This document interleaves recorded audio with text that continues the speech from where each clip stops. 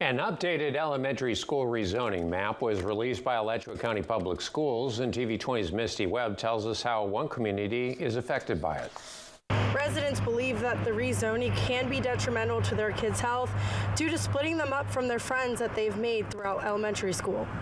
Some schools will be impacted more than others, but it could be a domino effect that would impact many schools in Alachua County.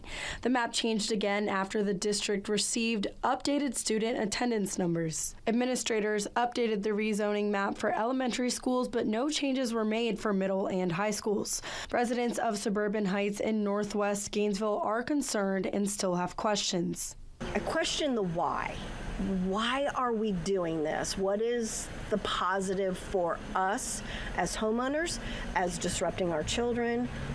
Why would we do this? Ann Hovarder is a grandparent of a student who goes to Littlewood Elementary School. It affects my daughter and her family. She actually bought into this neighborhood because of the schools associated with it. Hovarder also says she is upset that her grandchildren wouldn't be able to ride their bike to school anymore.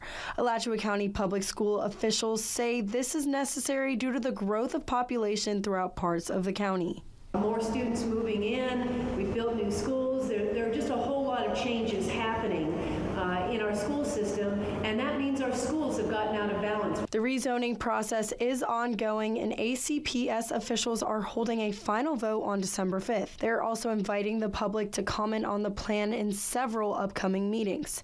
In Gainesville, Misty Webb, TV20 News.